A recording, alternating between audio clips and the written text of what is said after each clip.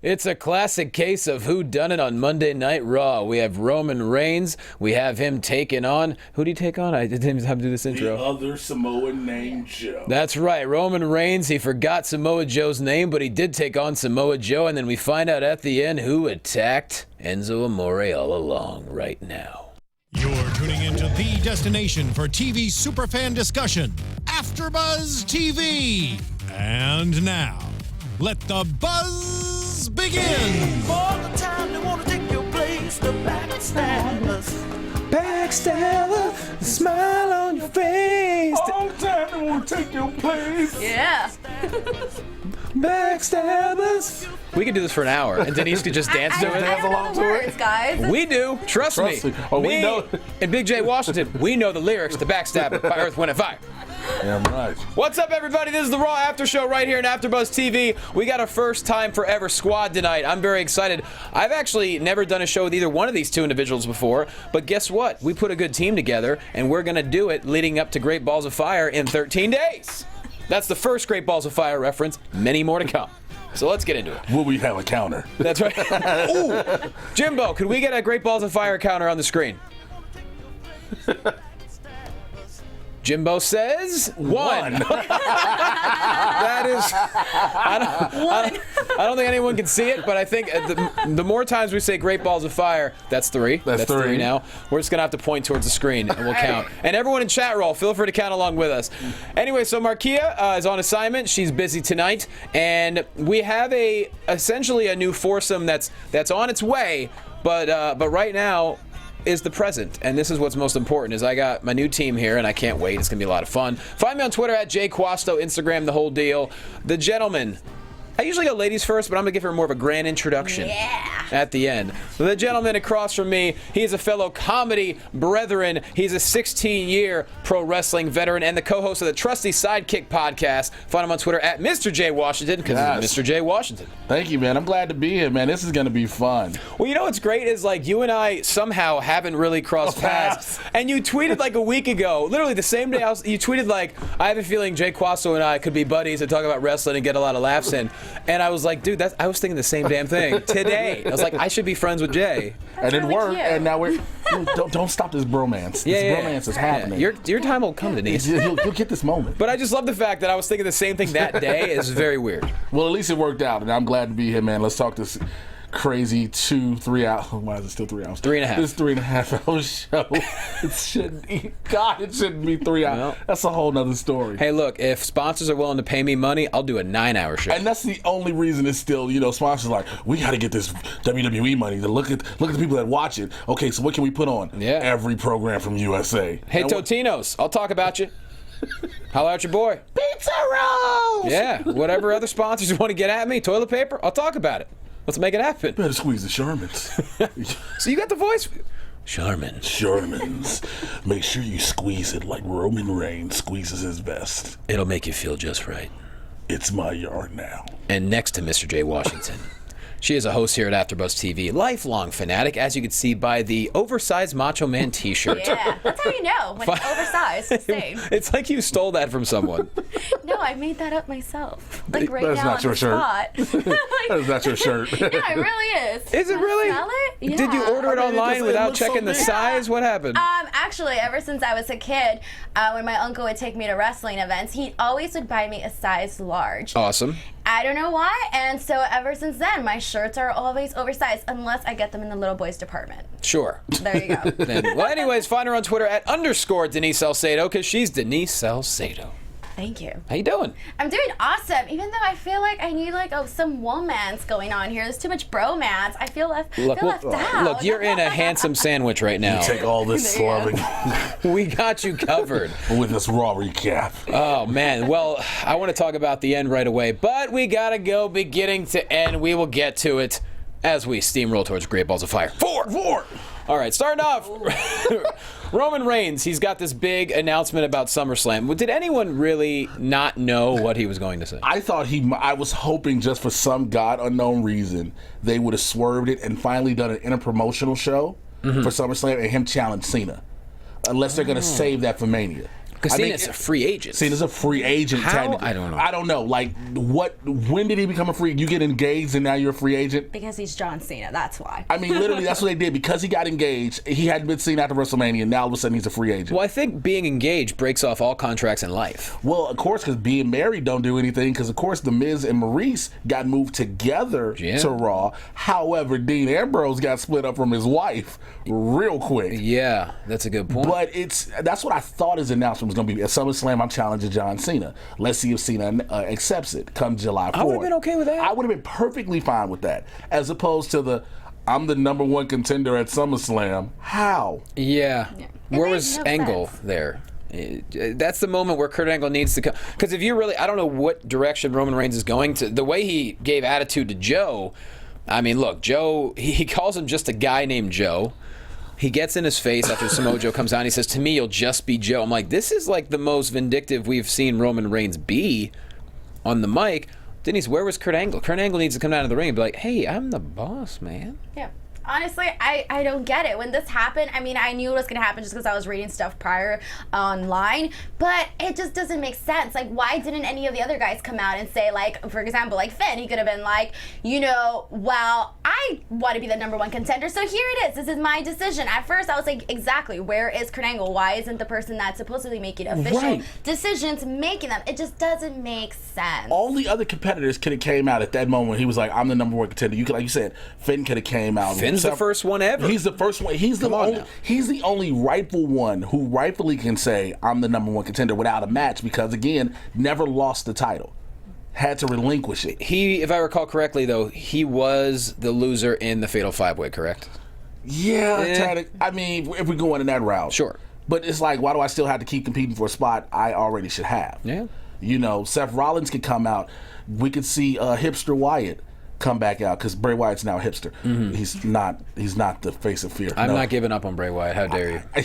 I'm giving up on his outfit choices because the evolution has gone from the evil, wicked dude from the swamps to the dude from Silver Lake, California. It's not hipster. It's more Pirates of the Caribbean, I think. Is it? Maybe. Well, they're both synonymous. We've both been to Silver Lake. It's the same thing. They're all swashbuckling. But at the end of the day, again, I would have said, why are you just automatically laying claim to this? Again, we're going to keep doing this. Roman Reigns should be in the title hunt, and he doesn't have to be. Yeah. You got your title picture set pretty much. Let that play out. Stop trying to throw Reigns in there. Reigns doesn't have to be in there just yet. Mm-hmm. If you're going to do something later come Survivor Series, do that. But you just set this up with Nas, Brock, and Joe. Let them even be, no matter what happens at the Great Balls of Fire. 5. Okay, just wait and see the count go up. No matter what happens there, they could even, let's say for instance Joe wins this at Great Balls of Fire 6. Then at SummerSlam there could be a rematch. That doesn't automatically throw Reigns in the mix. That's a very good point. That doesn't automatically throw Reigns in the mix. So for them to do that is kind of weird because it's like you're saying that Joe won't win. Or if he does, no matter what happens, Brock doesn't get an automatic rematch because they don't want to burn out his appearances. Mm-hmm. So it's kind of weird. It cancels. But this is the thing, is that obviously they're trying to push Roman to be liked by everybody. But things like this is what makes people like, this is what makes people hate Roman Reigns. Stuff like this. It just doesn't make any sense. That's why I enjoyed what he said to Joe, because he was so obnoxious about it. I was like, okay, at least choose a direction. Choose your lane. And he picked the lane of being the obnoxious, oh, by the way, guys, I retired the Undertaker, in case you forgot. Like, if you're going to go that route full bore. But the whole SummerSlam announcement, to me, that casts a shadow over what I think might be one of the greatest matches we see all year, which is Brock Lesnar versus Samoa Joe. 2 men who literally could kill humans with their hands. And other feet. Body parts. And feet. With everything, pretty much. And just by yelling. Also, did you notice this is the first time we're officially saying The Undertaker's retired? Yeah. Because Michael Cole said he might have possibly retired The Undertaker. Michael Cole has always said possibly. Now he's like, no, I retired The Undertaker. No, he's gone. He's gone. He's like, no, he's done. We're not going to, I mean, come on. The Taker chants were hot tonight, so it's like, do people want to see? It doesn't matter. Do you want to see it, or is that it for sure? Look, Taker gonna send out a tweet, which sounds so weird to say. Taker sent out a tweet. You can keep chanting my name all you want. I'm not showing up. He did really? Taker tweets. He doesn't have a Twitter, does he? Yes, he does. Taker has a Twitter and a Facebook page he posts from, and it's him. No. I didn't know that, actually. Mark Calloway on Facebook and Twitter. He has both. He is social media active. Cool. Which is hilarious. Like when he was Big Evil. If Twitter and everything was out when he was Big Evil, I could have lived with that. Hold on. When he became the Dead Man again, I was like, I don't want to see the Dead Man typing, I don't have enough characters. Why is he not? No. Why is he not verified? Yeah, exactly. But it's him. It's him, and he's not verified. The Undertaker is not Verified on Twitter. Do you all hear this travesty? The Undertaker, the man who has been in the WWE since 1990 when he debuted the Survivor Series as Kane the Undertaker, is not verified on Twitter. This is not him. It is him. It is him. Unless we're looking at the wrong. I'm looking at one that has 75,000 followers. Yes, Mark Calloway. Okay, he tweets, "I will return this Monday." The one before, "I will be doing hip surgery starting next month. Going to be a tough one. No punctuation." Come on, Jay. That is it. I don't even know what to No, think this right is now. absolutely. This is a complete parody account who enough people started to follow. Mark Calloway. Well, great balls of fire. Let's move on. 7. So, anyways, I really did like the fight that happened here. We had the headbutt by Samoa Joe. We got the Superman punch. And, you know, these two ended up putting on a heck of a match, which we'll talk about later on in the show. First match of the night, Hardys. Hardy Boys with a Z taking on Gallows and Anderson. And I'll tell you what, I actually thought the club had him here with the boot from Doom. Matt kicks out, leads to the Swanton after the blind tag for the big dub for the Hardys. Matt Hardy keeps teasing being broken so much now, he doesn't care anymore. Because the first they came back, he was trying to calm it down. Mm-hmm. You know, like if they go to television breaks, they say in between those, he's doing the delete stuff. There's a lot of deleting. But now, he's just like, I'm full on with it. And I guess after they did the interview with Corey Graves, where he, you know, acknowledged everything, it's kind of like they're going to do it regardless without calling it. I don't know. I mean, none of us are privy to all the legalities between Anthem and what's going on. Right. I still find it ridiculous that Anthem is trying to hang on to this. I mean, I understand they gave them an avenue. Anthem didn't even do it. It was Impact before Anthem came on board. They gave them an avenue to put that on television. I get it. While you're there, it's theirs. But you got to be kidding me. I know Jeremy Borash had a lot to do with the creativity of it. But beyond that, if you tell me anyone on that staff came up with the stuff that the Hardys did, I don't buy it for a second. Again, Brother Nero. Nero is Jeff Hardy's real middle name. Yeah. So it's like you're taking away from you're trying to do what Vince did back in the day, where Vince was like, you can't, when he told the Ultimate Warrior, you can never be the Ultimate Warrior anywhere else. You can be Warrior. Mm-hmm. You know, you can be the One Warrior Nation, and that's what made the Warrior change his name legally to Warrior.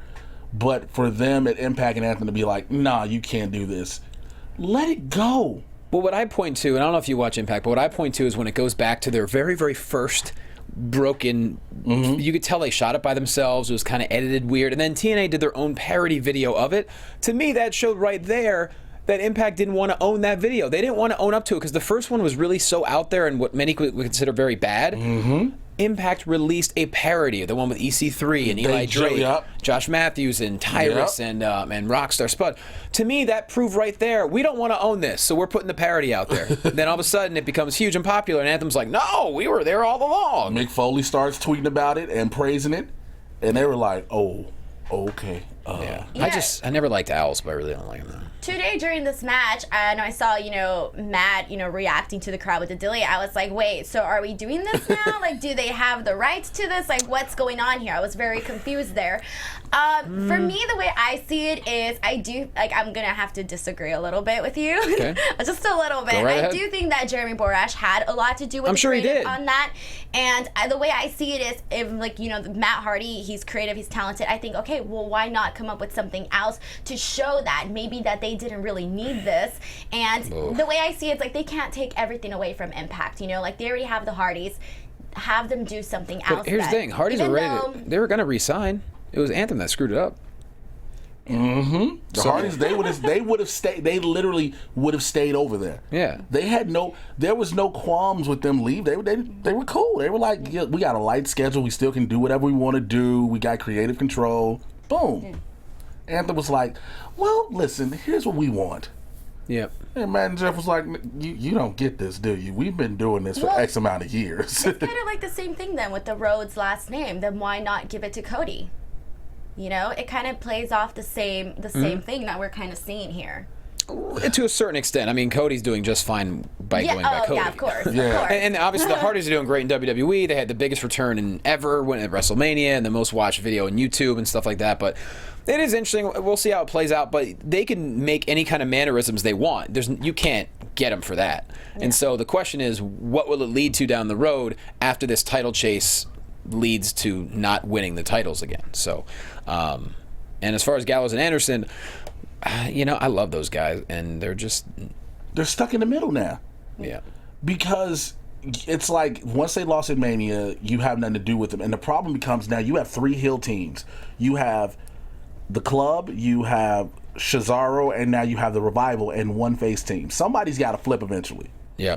Because you got to balance that out. Good comment by Zeno Hour here, trading Gallows and Anderson for American Alpha. Switch brands. I can live with that. Put them on SmackDown. I can definitely see that. I was hoping that American Alpha, even though it's a whole different show, I was hoping Shelton was going to come up when he was supposed to be cleared and be their either third person or mouthpiece. Yep. I was hoping that, but... Well, you never know. Shelton still might be... He still might be on... I already know about that one. But it's like, again, if you're not going to utilize them, put them on Raw. Make them elect because they have that energy you need for a Raw. Put American Alpha over there. Yeah. Moving on, Goldust Shattered Productions, y'all. Next week, Raw will be coming to us from Los Angeles, right here in our backyard. So he says, hey, this is the place where dreams are made, but also the place where dreams go to die. And, well, we all live out here. We've all seen that. It happens. It happens all too frequently to people. Sometimes it happens faster than others. Sometimes it's just a slow burn. But he does say next week he is going to challenge R-Truth, and his dreams will go to die. And then we move right on to Elias Samson. And I'll tell you what, I like him. I think he's a good case of the main roster being a much better situation than it was at NXT. For him, yes. Absolutely. But the fact that he started catching the what chants. Sure. When he was... I was like, we hit him with the what? It's just... Why not? Who wants to walk with Elias? I think the better question is, who knows what to do with Elias? I think that's the problem because... Well, we found out later on in the show. I mean, we found out later on, but at first it's like, what are you going to do with him? Because for weeks he was talking about Dean Ambrose, and you're like, wait, huh? Why? Dean Ambrose is still entranced in this thing with The Miz. Right. He's not going to focus on Elias Samson when he's chasing the Intercontinental title. Then you got Elias about to start playing, and then here comes little James Dean, which I'm trying to get behind it. I just want to see the Demon. I just really want to see the Demon so bad. But I know he's not going to do it. He probably will do it at SummerSlam. If he doesn't do it at SummerSlam, I'm going to be disappointed. Here's the thing. We need to have a reason for it. I get that. But I thought this, again, Extreme Rules would have been a reason to do the Demon. Yeah. And he didn't do it then. I think there's got to be a reason. Saving it, or maybe the club, there will be a Balor club other than himself. I don't know. Maybe. I don't know. When it comes to Elias, I think today he definitely had a lot of heat on him, so he's definitely going up there. I kind of thought he was a little funny today, trying to tune his guitar, trying to earn that respect, from everybody.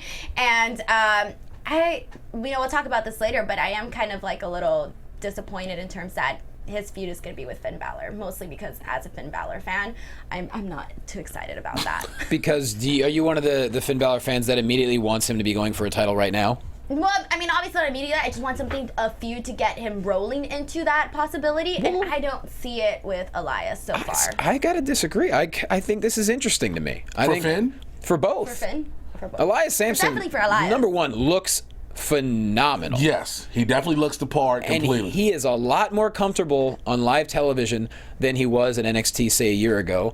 And he is finding ways to be just so nauseating to where it's like, the fans are not apathetic to him. They are feeling strongly about him one way or the other, mostly one way. And so that's all you can ask for. And then the way he attacked Balor later on in the show, kudos. I guess my biggest thing is, I don't want this to be a little one-off thing with him. If you're going to do something with Elias, give him a program. Right. You're going to, again, like we said earlier, Finn Balor is eventually going chasing for this Universal title. Or do you literally say we're going to build... This match will be at Great Balls of Fire. Of course it will. But I thought... So that means at SummerSlam, they're probably finally going to do Balor and Bray. because they've been teasing that since Bray came over. You might be right. Yep. So there'll probably be SummerSlam. But again, what happens to Elias Samson? If you're gonna give him something like this, then don't put him back into obscurity. Unless you're gonna say, look, okay, at Great Balls of Fire, 9.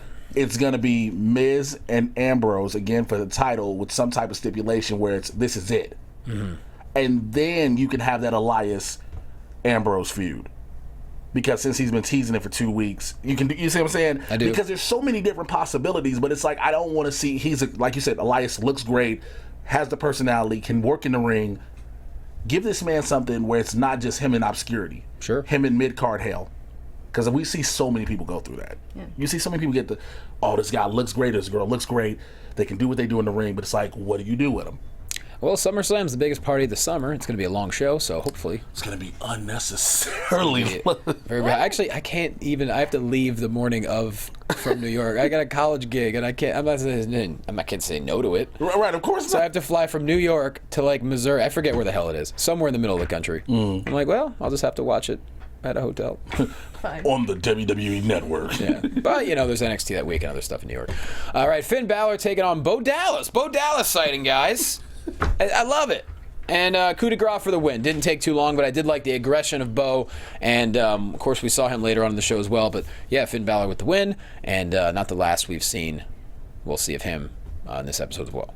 No longer Bo leaving? I don't think so.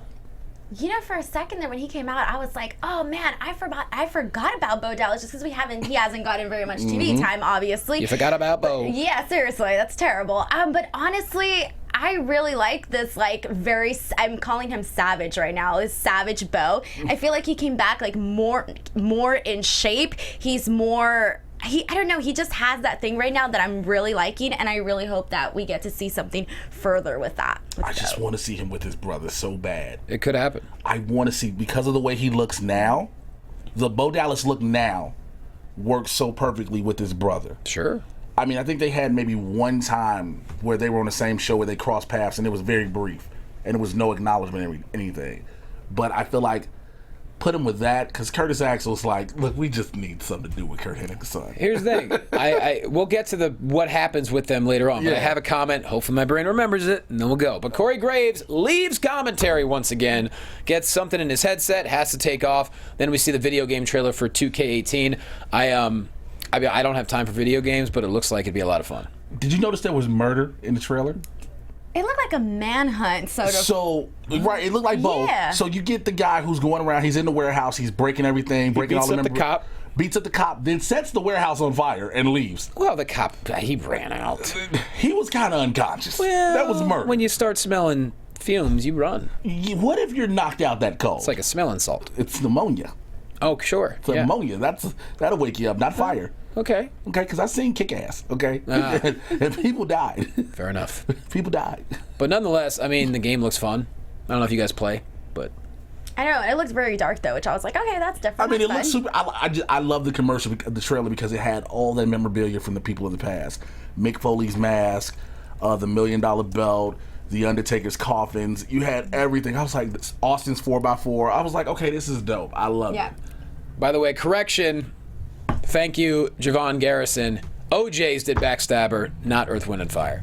Our apologies. Yeah. Thank you. And I should have known that because Chris Rock's Roll with the New album talks all about Backstabber and the OJs. Remember that sketch? Yes. It's the OJs! Man.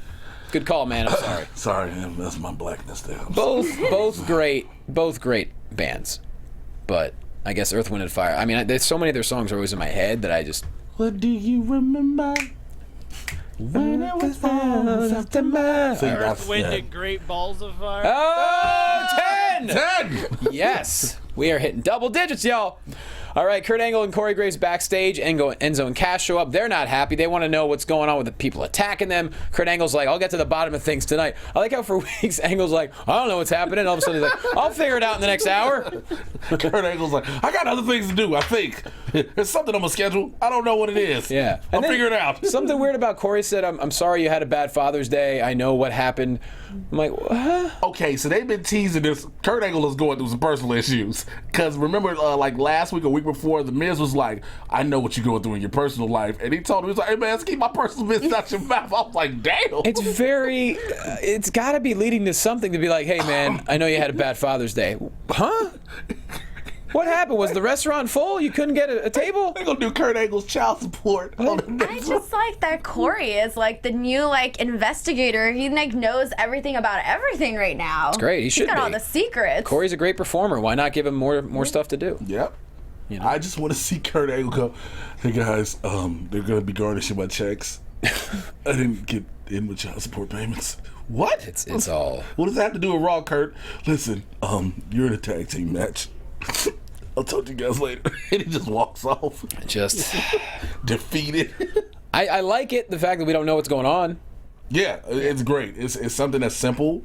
You don't know what it is, and it's a simple thing because you forget about it until somebody brings it up, and then you're like, wait a minute, Which is Corey every time. It's like you're like, wait, he had this happen this week, then this week, then this week, and you start seeing everything lead up. You're like, oh, that's the payoff for it. Yeah, and I love Angle as GM since WrestleMania. He's been fantastic.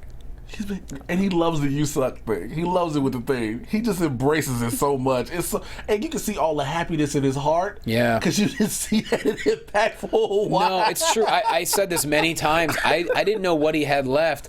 And then the first night as GM, he had those 2 funny segments. Yes, he did. And I was like, he didn't lose anything. It's just he was clearly bored with whatever he was doing with Impact the last couple of years. He is so. I've never seen Kurt Angle so alive again. Kurt like, somebody give me a cage. What? Yeah. Kurt, you're retired. Give me a cage. We're going to the top. You're the GM. Give me the cage. No, Kurt. We'll see. It's Kurt Angle. He can't do anything bad in my eyes at all. Now, you're younger than Jay and I. You're almost like a kind of a different generation. Did you grow up? Yeah, you did. You were young during Angle's heyday, I guess, right? I was young, yes. Do you remember, is it one of those things you caught up on as you got older? I definitely went through the whole, like, he is, the whole angle with him and Stephanie and being in love with Stephanie, the whole Triple H thing. During that time, obviously, I was watching presently. And then, that was pretty much, that was my present time. Because I know he debuted in the late 90s? Right after, 2 years after the Olympics. Sure, so 98. Yep, 98, 2 years after. And he came in and it was like, all right, okay, what is about this dude? And then all of a sudden you started seeing him work. And you're like, wait, what? Oh, it's insane. You're like, wait, what? How is this happening? Yeah. Then all of a sudden, a year later, he was WWE champion at No Mercy. You're like, I think it was No Mercy the first time he won. Mm-hmm. And you're like, wait, what just happened? He was that good. He was that good. Still is. He still is, but it was so fast. Yeah. It wasn't like it was forced down anybody's throat. It was just so unbelievable that a guy who just won the Olympics for a different type of wrestling has come in and adapted to this business that fluidly and was just taking on all these what we would call future legends. Mm-hmm. And next thing you know, it's like, yeah, you're new WWE champion. And you're like, wait, WWF champion at the time. And you're like, wait, what? It makes sense. You're like, what? And then it just happened and you watched and it was like, okay, I'm with all of this. Mm-hmm. And my best part for him was when they gave him Team Angle. God, I wish they'd have brought so Charlie. Good. God, I want to see Charlie Haas and Shelton Benjamin together. So how young, when you first started, how young were you? Because I was like 5, and I'm sure Jay was about the same age. Honestly, while messing around, just watching wrestling, like just casually, I was around like 6, 7 years old. So you started super young too. Okay, and cool. And then, but like officially, probably till like 8. Gotcha. Yeah. Your parents couldn't keep you away. No, actually, my mom didn't like it very much. Well. Sorry, Mom.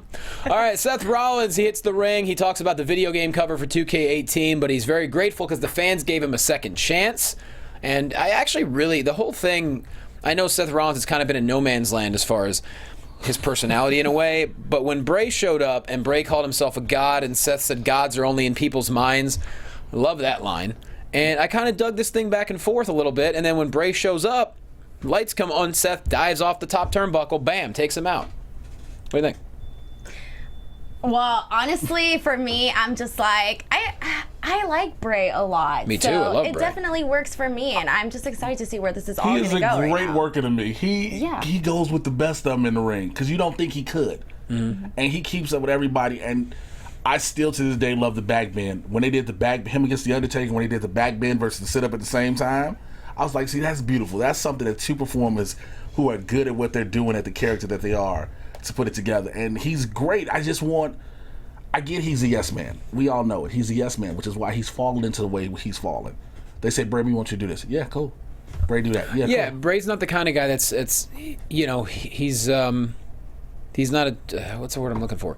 He's not a troublemaker. Like he's like I've talked to him a few times. He's just a great dude. Yeah, he's a great dude. Loves what he does. But I think you want some of the guys and the girls, in a sense, to just be able to say, hey, I have some ideas. Can we go a little bit further this direction? How about putting me that way? Again, for those who know the story of Triple H, everybody like Triple H weaseled his way up, but he spoke up when nobody else would. And it made Vince respect him. So I feel like if Bray was like, I have an idea, can we go this way with it? And it doesn't have to lead to a title, but let's keep this character strong. Because it gets to the point now when Bray's in the program, you're like, well, I know the end result. Yeah, I feel like we're at the point that we should be able to trust Bray because, you know, come on, he came from Husky Harris to Bray Wyatt. Like, that is like night and day. That's the greatest evolution. So we should be able to trust his creative judgment. But you get what I'm saying? Right, and I agree with it. Like, we should be able to trust that. It does, because everybody thinks when someone says that they suggest a program, it's automatically, well, you can push me towards the Intercontinental title or the World title, the Universal. No, I just want this program to go this way to make the character build. Yep. You know, but because every program we see him in, Bray versus Randy Orton, we knew what was going to happen. Bray versus Jericho. I didn't. I was shocked at WrestleMania. I was shocked and saddened that Bray lost at WrestleMania. I knew it. I just knew it in my heart. It was a reason to get the belt off one to put it on Orton without going that way. I knew he was transitional, which sucked. And it's like, everybody said, well, he was WWE champion. Yeah, I'd rather him be WWE champion, not just a transitional champ. But, you know, Jericho, all these different programs, it's just to further push them, and it's like, you don't need to. Yeah, because we've been there, done that with Randy Orton, et cetera, but not with Bray Wyatt. Right, we don't need that with him. This guy is one of your new top heels. Yep. Make him that, keep him strong, instead of just, oh, he's going to be in this program, and you're going to be like, this is going to happen, and then he gets buried. Because the WrestleMania match was just the weirdest thing I ever saw with him and Randy. The projection of the worms and the bugs on the ring, okay, that was cool for being Bray Wyatt. But then you knew the RKO was coming out of nowhere, and it was just one RKO. And Randy Orton even had that smirk on his face. I just want Bray to be stronger as a character, to make it where, again, we're doing the whole him and the Kingslayer. Okay, look, Seth Rollins, stop calling yourself the Kingslayer now. WrestleMania is over and done with. Sure. Get past that part. Let's move forward. But I want Bray to be stronger. I'm still holding out hope at some point Bray is going to be dominant for a long time. I don't know if it's going to take a faction again. I'm not quite sure what it's going to be. But nonetheless, Finn Balor gets interviewed backstage. Before he even gets a couple of sentences out, Elias Samson attacks from behind, not with a guitar, but with a large right forearm to the back of the head. Who wants to walk with Elias? Don't upstage me again. I didn't see that one coming I didn't at all. either. I ain't going to lie to you. I was like, bravo, sir. Bravo. It was great. I told you. I'm into it. I mean, I'm cool with it after I saw that. Again, earlier when we saw just him sitting down and then the little confrontation and he walks off, I was like, okay, they're just going to have him walk off. But then now you see Elias and Finn, and you're like, oh, okay, they're going to have a match of Great Balls of Fire. Yeah, at first. 11. 11. At first, I thought, like, okay, when Finn came out and disrupted Elias, I was like, okay, so they're going to do this. And then when he kind of just gave him that stare off and then he just walked off, I was like, okay, so they're not going to do this. And then when this backstage segment happened, I was like, oh, so they are going to do this. Right. It was just back and forth. Exactly. I love that. But pretty cool, though.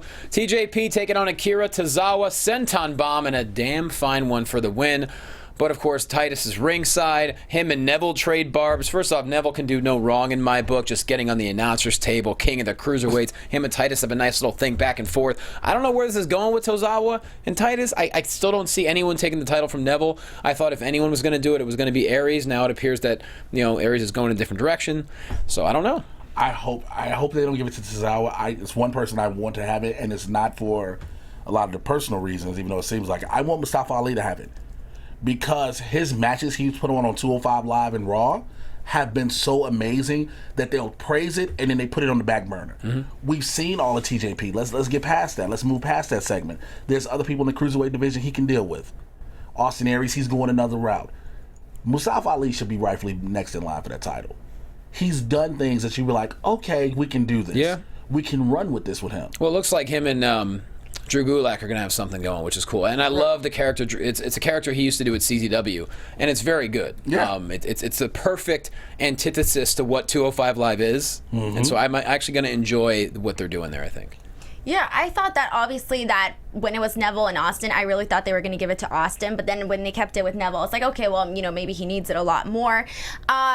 Right now, for me, I think that, oh man, I'm having a blank here, guys. I was going to say something really great and I completely forgot it. It's all right. It sounds great. Whatever you were going to say. The build-up was amazing. I agree with you. That I loved Titus O'Neil and Tozawa together because I think that they both have like a different like chemistry that works really well. They're both very unique and different. Tozawa sells with his eyes very well. Yeah. He's a very good eye actor, which isn't the easiest thing to do. No, and I think they just blend so well, and it's a kind of like a pairing that you don't really see, you don't really expect it to work, and then it does, and you're like, well, I'm loving this very much, and I don't know where they're gonna go with this. Because Tozawa always has that look like, why are you here? Yeah.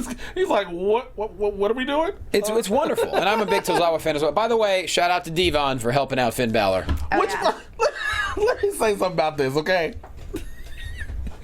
About what, 4.5, 3 months, maybe about a year ago, you was still out here getting the tables. Now all of a sudden here you come in a nice purple suit, tell me somebody get some help. Let's not do this. Hey, testify, will you? Right. Oh, my brother. Do we got to get Deacon Batista? Now. That's fine.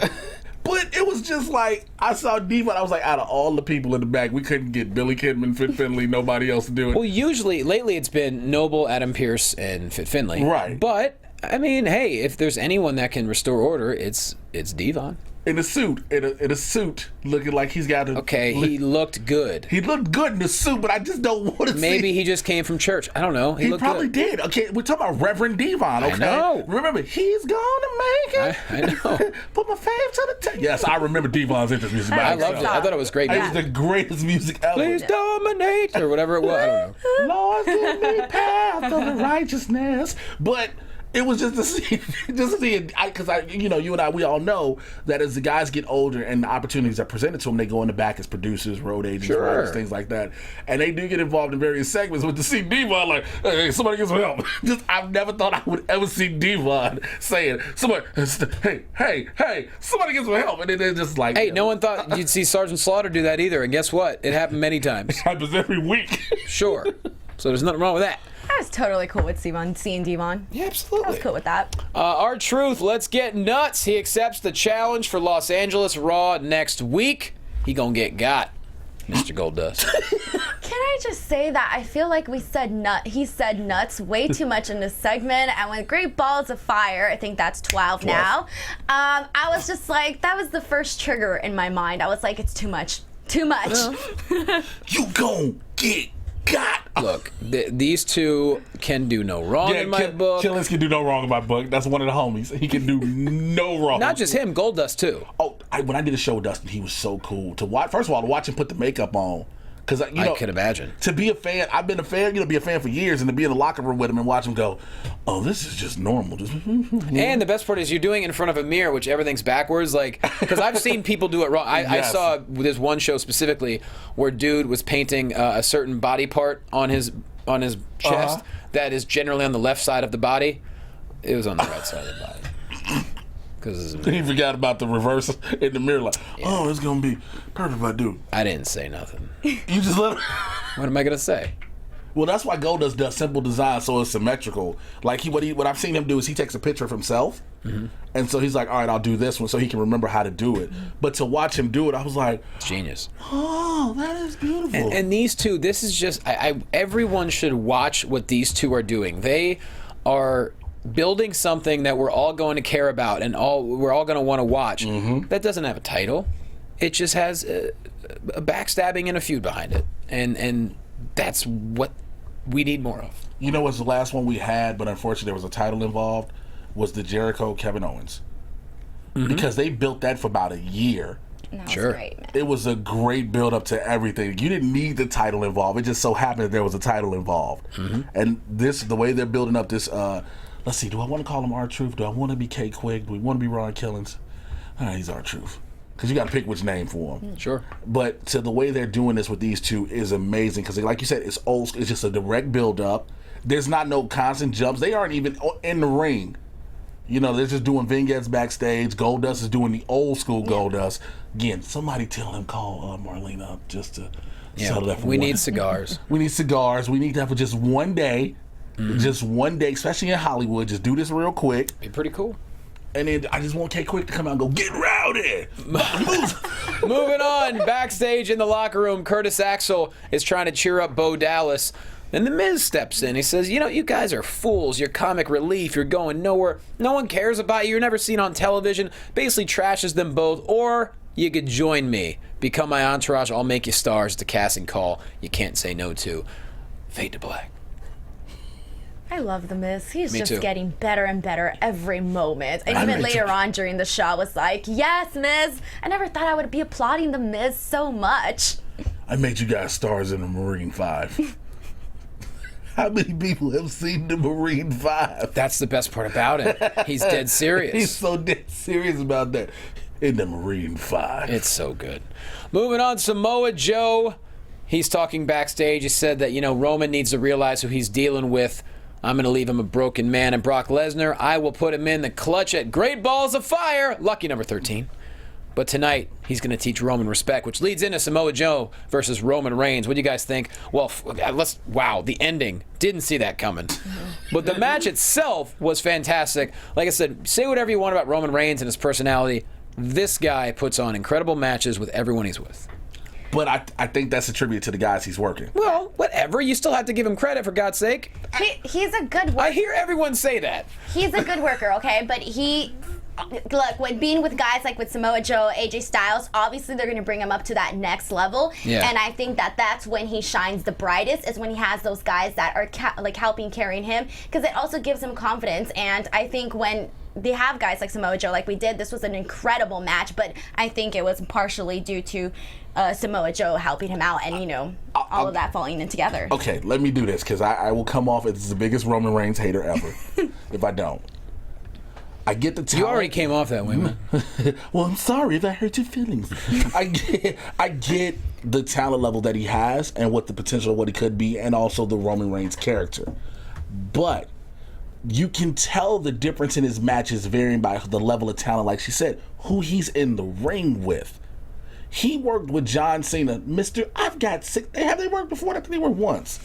But he worked with people like that. Seth Rollins forced him to step his game up. Triple H was like, I'm doing all I can with you. And it forces him to be a different way. Samoa Joe was like, listen, we're going to do this. You know, you never had to grind this out. Joe's been going through the roads 20 years. So Joe knows, look, I get it. You learned the TV way to do this. Sure. But they're giving us a little leeway now. So I'm going to teach you how to work. And Joe allows him to... Joe takes a lot of heat from him, too. Because, again, Joe could literally thump this dude from ding-ding to ding-ding. Well, Joe can do that to anyone. To anybody. Shouts out to Steve Boz when he whooped his ass. He's the most, I've said this before, he's the most intimidating person I've sat next to. Like, I'm terrified of him. He whooped my boy at a show we did. Because my boy snaked out our other boy to get the match with Joe. And Joe was like, cool. Joe, when he used to do it on the knees and punch in a circle, hit that mark 22 times in a circle and just watch this dude head just go, And it was like, is that a work? No, that's his head. Dude comes back down. First, the match is over. Joe comes back down first. Joe like, man, this was a good match. It was cool. It was everything. You know, he was just calm. Dude comes back down, was like, I need water. I don't want to do it. But again, Joe can do that. Yep. And for him to take a guy and say, listen, I could try to outshine you right now, but I'm going to show you, I'm going to work with you. That's why I give the credit to the people that Roman works. Because they have to work. Because, of course, the character is Roman has to be strong. He has to be strong. But it's also, you have these other characters. Joe has to be strong in this match. Joe cannot take this match and not be strong and then go into Great Balls of Fire. Of course. Against Brock Lesnar. Which is why the ending was brilliant when all of a sudden we see an ambulance back in. I'm like, who is that? Heyman in the ambulance? Like, what is happening? I literally thought that Paul Heyman was going to walk out with a neck brace. I'm like, who's this going to be? It is Braun Strowman, Mr. I will be out for 6 months. Look, I don't know what happened. All I know is I saw the pictures from his elbow surgery. The physical therapist in me believed it. I don't know exactly what they did, but when I see pins and rods in an elbow, that tells me that stuff has to be fixated. It's going to be a while. Maybe he's Superman. I don't quite know what happened. But anyways, he storms to the ring. Joe, coquina clutch, passes out. Joe wins. Braun Strowman, in perfect fashion, grabs that microphone.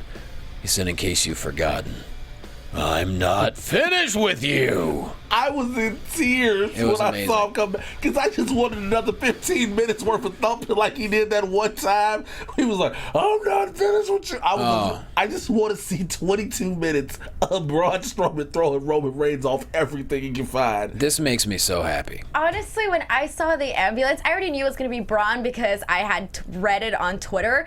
But the point is, when the ambulance came through, I was like, oh, I did not know he was going to come in an ambulance. And then he opens, like, the doors open. He's like, Braun! I was like, yes, this is amazing. I cannot believe it. I became the biggest Braun Strowman fan, like, in that moment in the universe. Like, I was just, like, living.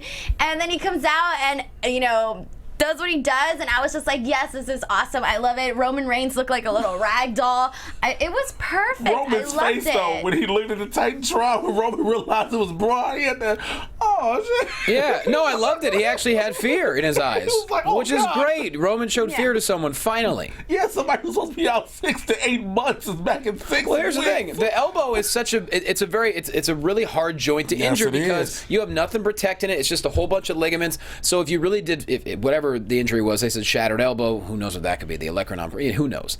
But if you really have to have the kind of surgery that we thought we saw in those photos, I thought, oh man, it really is pretty jacked Right, up. it's a legit surgery. He's out for real. Now, granted, I don't think we saw him use the left arm. I don't know how long he can get away without doing that, but it was great to see him back. Oh, but I'm not finished with you. I love how they realized that I think that accidentally became a catchphrase, and they're like, no, we got to go with it now. We got to run with. I'm waiting on the T-shirts. I'm waiting on the Braun T-shirts to just say, "I'm not finished with you." It would be perfect. I'm going to see you first in line for that one. I rarely order shirts or anything off WWE Shop. I will be ordering that one to cut the sleeves off immediately. Absolutely. So good. And then there's going to be an ambulance match at Great Balls. Oh, yeah. An ambulance match. I'm excited for that. I mark out for gimmick matches. Sorry, I love them. Yeah. I don't have a problem with the gimmick match. I just hope this isn't a cheap way to give Roman the win over Strowman. Oh, man, you can't have a return like that. That's the thing. This, I see, that's the thing. ambulance matches have to have a definitive winner. You can't really have a no contest because there's essentially no rules, right? So Right. Like, if there's a ref going 1, 2, I would kick that ref in his face. I hope they both end up in the ambulance. I can live with that. Yeah. Me too. And it continues. That's fine. And then just some random EMT drives off. Yeah. Like, he don't even know what he's doing. Because I don't want to see... If we have Joe and Lesnar now, I really would love to see this continue. They're too good to just have one match. Mm-hmm. You know? So something different has to happen because the ambulance matches are generally kind of cut and dry in a way, so I would love to see something really strange happen. Maybe they can fight in the hospital afterwards if they both drive off in it. Oh my God, I'm dreaming too it hard. has to have something. Yeah. It has to. Let's hope so. Because, again... But Great Balls is shaping up to be... Wait, that was a half. Great Balls of Fire 15 is shaping up to be a lot of fun. And I think it has... And I think that's another thing, to be honest. Because of the name of the pay-per-view, the card had to be something that makes you think otherwise besides the name. Because I think it was Denice and I and a couple other people like, Samoa Joe is the only person who can say the name of that pay-per-view. And you're like, okay... Yeah. Like everybody else is saying, seriously. I'll see you at Great Balls of Fire. You be like, oh. Joe was like, and at Great Balls of Fire, I'm going to take Brock. You like, oh my God. Even when Braun said it was like great balls of fire, it's like you can put all that girth into it, man. It's still hilarious. But when Samoa Joe said it, I was like, oh, this is serious. It's great balls of fire. Yeah. I don't even know. I love 19. There you go. We're up to 19 already? Wow. This is Raw, and the Raw pay-per-view is called. I didn't realize we said Great Balls of Fire 20 times now. Anyways, before we move on, I know he's not part of Raw anymore, but there's a tweet that I love so much. We used to do a segment called Rusev Tweets on the show because he's amazing. And so it's time for, we're bringing it back, y'all. It's time for a Rusev tweet. Yay. So, someone tweeted Rusev, what's it like being a massive failure right now? Like massive failure. Embarrassing to say the least, #loser. Here's the best part. I know the guy who tweeted that. What? He's a fan from Australia who's just he prides himself on getting blocked by wrestlers. He's an obnoxious. But anyways, so he tweets that at Rusev. Rusev quotes it and says, "Sorry, it took me so long to respond. I had to find my phone, but my estate is huge and I had to park my $200K car. What's the question again?" I love Rusev. He's the best. You don't mess with him, man. You just don't mess with First Rusev. of all, he's married to Lana. I don't think that's a failure by any stretch of the imagination. Nope. Major points on that one, Of dude. that alone, you No, Yeah. that's just what a troll is. That's all there is to it. Miz TV, y'all, there's a couple of bears. He brings out Maurice. He presents her with a brand new clock. Ambrose comes down, finds a way to get champagne all over Maurice. Then the clock gets broken. Maurice storms off. Miz is sorry, but by God, the bears are Bo Dallas and Curtis Axel. Oh, the Miz. It was good. You're still happy about that. Yeah, it was funny. I liked this. Maurice was great. She stormed off. She's pissed. I feel like at this point she just wants to be mad at the Miz, you know? I'm loving these two. The feud is just, it's fun. Yeah, it's hilarious. And I love the details that the Miz went into with the grandfather clock, saying he stayed up, you know, all those nights when she thought he was on the couch, he was on YouTube looking at these videos. I was like, whoa, I need to go to YouTube and find out how to make out this grandfather clock, because he said he used glue and all of this sort of stuff. I was just like, dude, you're really selling this grandfather clock. And then it gets destroyed, and I was like, poor grandfather clock, all that work for nothing. Dean Ambrose can't keep anything intact, whether it's a plant or a clock. Everything just gets broken. And the fact he didn't do anything, really. He just stood there every time something kept happening. He was like, I have nothing to do with this. Yeah. And Maurice was like, when the Miz was trying to wipe the champagne off Maurice, she's like, don't you touch me. Don't touch me. Don't touch me. Don't. It's great. And now we got an entourage. I'm excited to see, do Curtis Axel and Bo Dallas, do they go like, suit? Do they clean it up? You got to. Yeah, you go suits, but the problem is, didn't we do that already with J&J Security? Way different. J&J Security literally were like valets. Like parking valets, not like take you to the ring. Yeah. These two are legit going to be almost like assistants, if you will, I think. Okay, so Damian Sandow times 2? Only... Minus the mimicking? Yeah. Here's the thing, though. Sandow didn't necessarily... He did protect Miz. I think these two are literally going to be the wall in front of the Intercontinental title, and I dig that. Because that's, aside from Maurice, he's going to have so much keeping him from losing that title. He can keep it for a long time. Yeah, he's got They're his gonna be entourage like now. the Singh brothers to Jinder Mahal? Jinder Mahal. There you go. Or the Edgeheads to Edge. Oh, I hope they wear the same outfits. But I hope they shoot like an Entourage style, like the TV show intro with the 4 of them. Oh my God, I can't. I'm waiting to see. So now you got me waiting to see the intro video package they're gonna do with them. So do you cut hairs? Does Bo cut his hair? I say ponytail. So Yeah, ponytail. What about Curtis Axel? Man bun. Bo goes man bun. Okay, Bo goes man, but I can see that with the Hollywood thing. Sure. What do we do with Curtis Axel? Trims the goatee. Because that hair has to. He's balding. It's thinning so bad. It's just like. He trims the beard up a little bit. Okay, because he looks like I have nothing else to do him here. Okay, so just trim his beard up and we good. He looks good in a beanie. Could have put a beanie with the suit. My problem now. Here's my problem behind that. So he has the protection. Miz has the protection now. Of course, again at GBOF. Ha! I figured out how to do it in an acronym. Okay. At Great Balls of Fire, that he does. He has a match again with the Miz. What happens then? Because if he loses, he's gonna challenge him again at SummerSlam. But then if he wins, Miz wants a rematch. How long do we keep dragging this program out? Is the question. It depends on how people respond to it. I think so far people are enjoying it. Depends on when Miz has a new movie to shoot. Yeah. Or Ambrose. He's been in movies now. Yeah, they're both doing it, but they're all WWE studios. Whatever. You want to give me a role? I'm in. Want me to play a phone operator? I'll do it. Yeah, that's true. Don't act like you're gonna say no. I mean, I've done, having done a couple of movies, I'm cool with it. But it's like when somebody say, "Yo, we want you to be opposite Bo Dallas in the film." Sure. All right, so who's gonna be the lead? Well, Bo Dallas. What is Bo Dallas's credits? Well, he was the NXT champion. I've been in a Spike Lee joint. Mm-hmm. Which one? I'm in Chirac. Oh, okay. Yeah, Wesley Snipes' right hand man. We'll talk about that after the show. Okay. But it's just that I get it. I guess because until the Miz has another film to film, but I just this is a good program. But again, how long does it go? Because again, go back to the Elias Samson thing after Finn Balor. What happens next? The way he was calling out Dean Ambrose that's that whole intertwine with everything I was talking about. Where do you go with all these different angles? Mm-hmm. And again, if you're going to take the entourage thing with the Miz seriously, again, it's another heel tag team to put into that tag team fray. It's so much that can happen. It's just that I don't think creative thought any further down the line than maybe the next pay-per-view or two. Sometimes that happens. You and I both know this, but I think that's what happens. So it's like, I would like for them to start having long-term plans. Again, Yeah. back in the day, it was WrestleMania happens. After WrestleMania, we're going to a whole new year. Mm-hmm. We're going to Look, you preaching to the choir.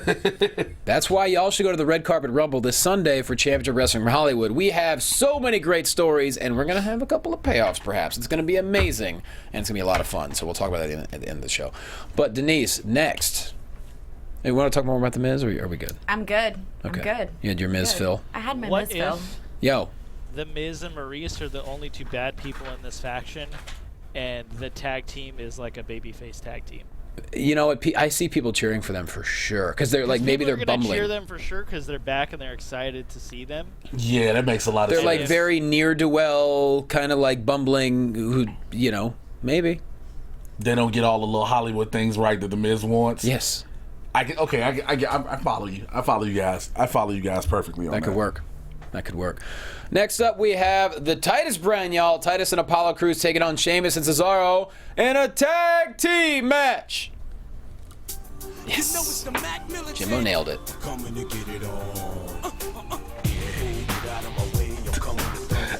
So it was not a great night for the Titus brand. It was not an undefeated night. Unfortunately, they fell short to Sheamus and Cesaro. To Cesaro. Yeah. Cesaro. Any thoughts?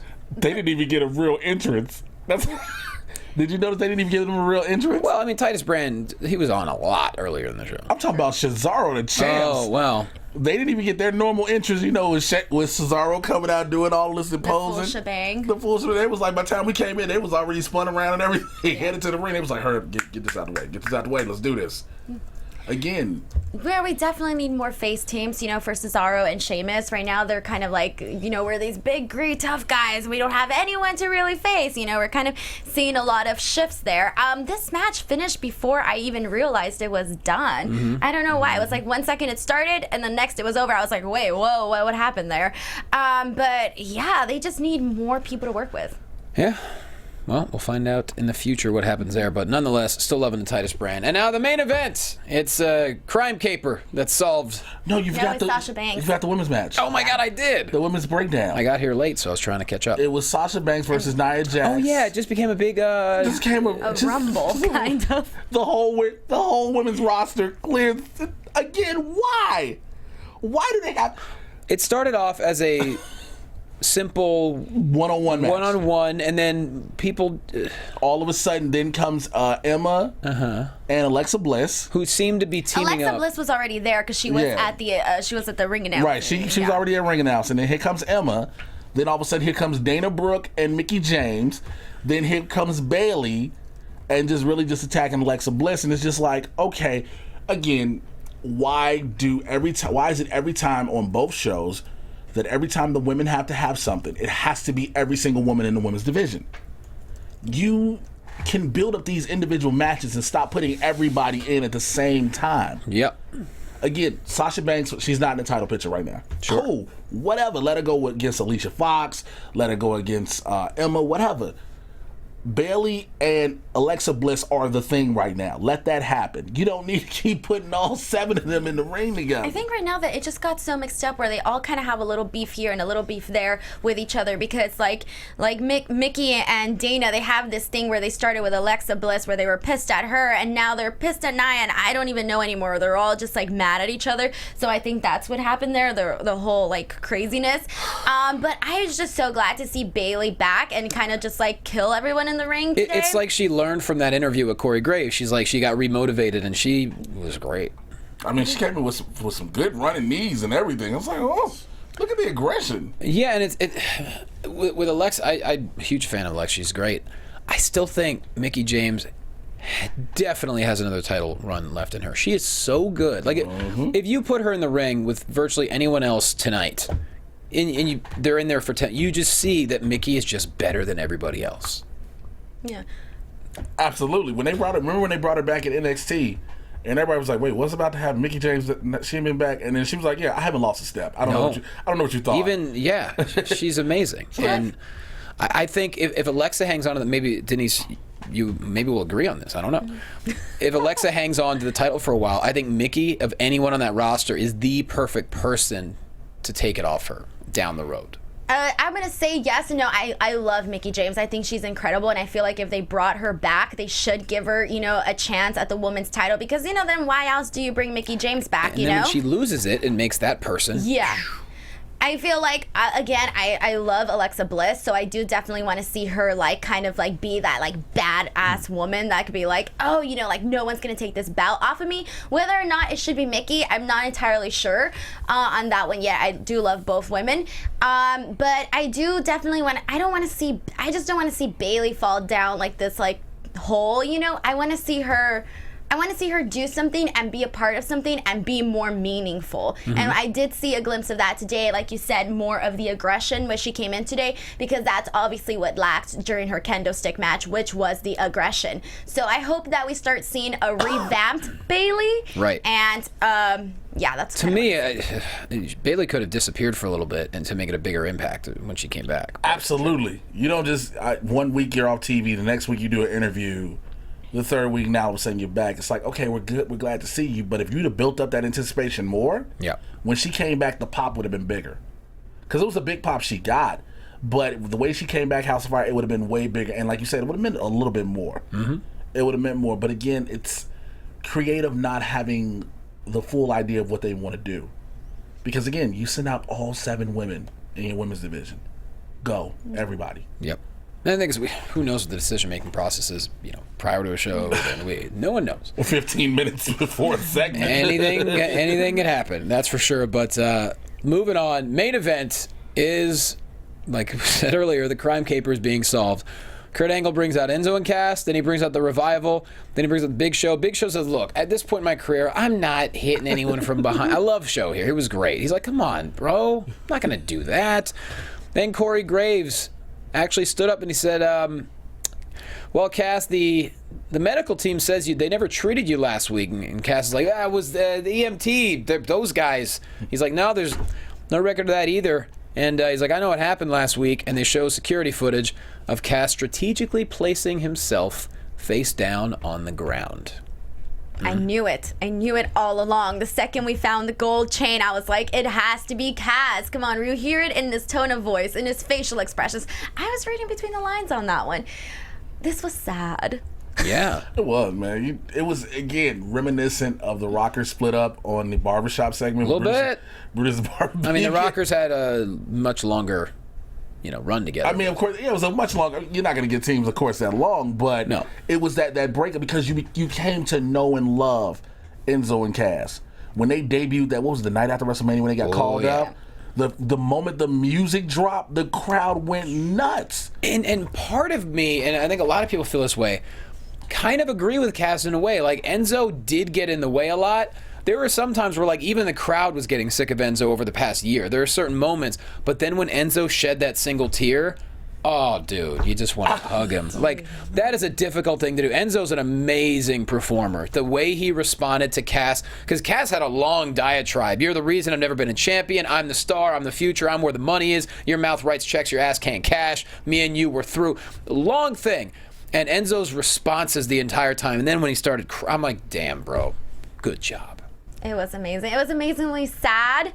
I did love everything that Cass said, even though, Enzo could never possibly ever annoy me because to me he's perfection. But honestly, the way I see it is that was a great segment, and that one single tear took it to this whole next level. And I just can't wait to see them, now feud against each other, obviously. But I don't want to see, after this whole Cass thing, I don't want to see Enzo fall down in the lineup here. If you get what I'm saying. The boot that Cass delivered.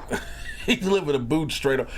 We got to talk about the unsung hero of facial expressions in that ring. Angle. Kurt Angle. Kurt's face was like, what? Yeah.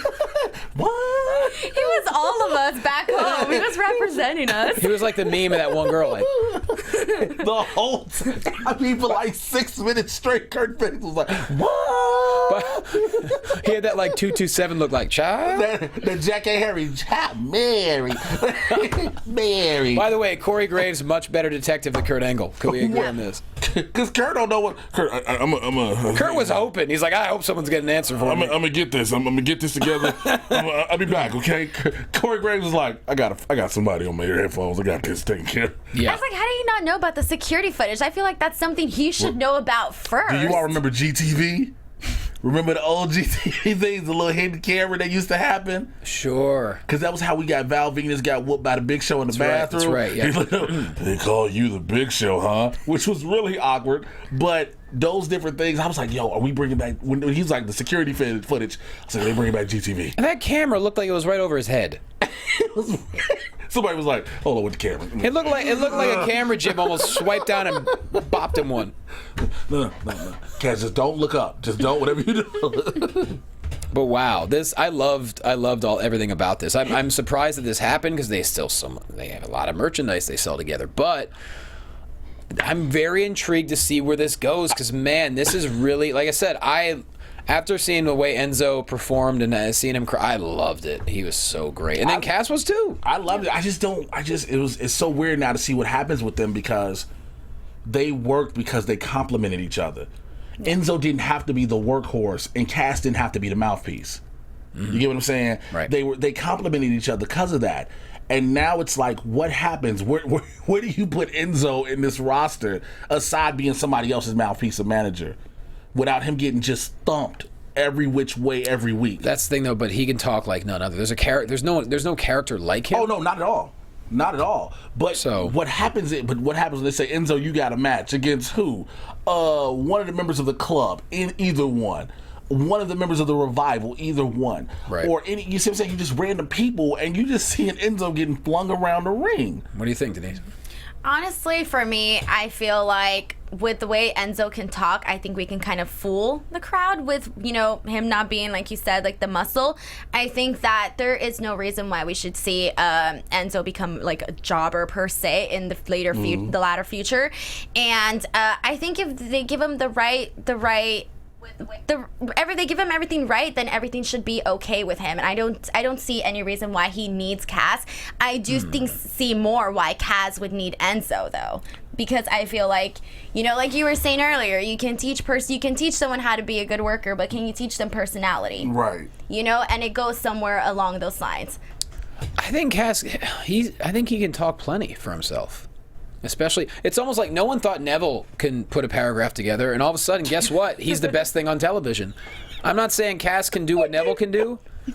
What? I swear to God, knowing him personally and seeing him and talking to him backstage, I was like, oh, if you ever get called up, they will never have you talk. I literally used to think that they will never have you talk. And who was wrong? You and a lot of other people. And a lot of people were wrong. And I'm glad for it. And I think if given the opportunity, and yourself, it's as a heel, it's a lot easier to talk. Yes. And I think Cass in this situation, I think he's going to shine, and I think he's going to be in a really good position. Enzo's going to be very interesting. I mean, how much more does he have as far as in ring? Who knows? But he could be a manager for 30 years if he wants to. This is true. This is what I think they're going to do with Enzo. I think they're going to put Enzo with Kurt Angle, and he's going to be Kurt Angle's assistant, and Angle's going to build up his confidence so that he gets a match with Cass. So we don't get one, honestly, at Great Balls of Fire. We don't get it just yet. I hope not. No, it's too soon. You get it at SummerSlam. Too soon. Okay, I can see that, because sometimes when they do these breakups, it's the immediate pay-per-view coming up. They hurry up and throw a match against each other. I mean, we could see Enzo eventually maybe helping Kurt Angle out as far as the GM duties. Yeah, that's what I think he was saying. Yeah. That would be really funny too, because both of them going at it. Well, remember the first time when Kurt met them two and he was doing the whole thing, he was like, my name is Enzo Amore. Kurt was like, okay. Yeah. And he just kept going. Kurt was like... He's like, I love when he goes, you can't see that. He's like, not any school I've ever been to. Not any school I've ever been to. I mean, it's a great way to end the show. I mean, I know Raw it's difficult. It's 3 hours long. It's gone through its issues, especially with SmackDown generally being more compelling and on fire lately. We can't talk about Money in the Bank because we have no time left, and also it's a SmackDown show. But we watched it, and it was very interesting to say the least. Yes. But Raw was interesting too tonight. Yeah, the ending was definitely, I think it made it worth watching Raw, you know, for the ending and a few other spots during the show. Yeah. I just want to see Joe kick Roman Reigns in the face like he did Brock Lesnar. I think they told him, don't you be throwing no foot out there like that. That is entirely possible. But that's what we have for you this evening on the show. Jimbo, Frank, why don't you put yourself over? Follow me on Twitter at Jimbo the Booth. Check out Xpac12360 this week. We'll have on Ken Shamrock, the world's most dangerous man. Beautiful. Jay Washington. Find me on Facebook, Instagram, and Twitter. More so, Twitter and Instagram at Mr. J Washington, MrJaywashington. And check out the Trusty Sidekick podcast on iTunes. All right, Denice. you guys can follow me on Instagram and on Twitter at _Denice Salcedo. Boom. At Jay Quasto, Twitter and Instagram. San Diego charity show this Wednesday at the Comedy Store in La Jolla for Regular Hero, my foundation. All the money goes directly to kids and their families who need it. So if you know anyone in San Diego, please spread the word. We want to have a great crowd this Wednesday, 8 p.m. Hit me up on social media for any questions. Chicago Comedy Bar, Jay's hometown. Yes. I will be there July 14th to 16th. Chicago. I know we have a lot of Chicago people watching the show and listening. Come out and see me. I'll tell you all about it if you have any questions. And this Sunday, the Championship Wrestling from Hollywood Red Carpet Rumble, our biggest show of the year. We have so much great stuff coming up. If you're in SoCal, you best believe you got to be there. Guys, thanks for watching. Thanks for listening. We'll see you next week.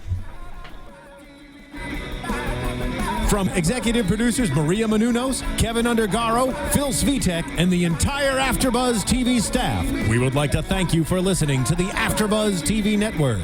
To watch or listen to other after shows and post comments or questions, be sure to visit AfterBuzzTV.com. I'm Sir Richard Wentworth, and this has been a presentation of AfterBuzz TV. Buzz you later. The views expressed herein are those of the hosts only and do not necessarily reflect the views of AfterBuzz TV or its owners or principals.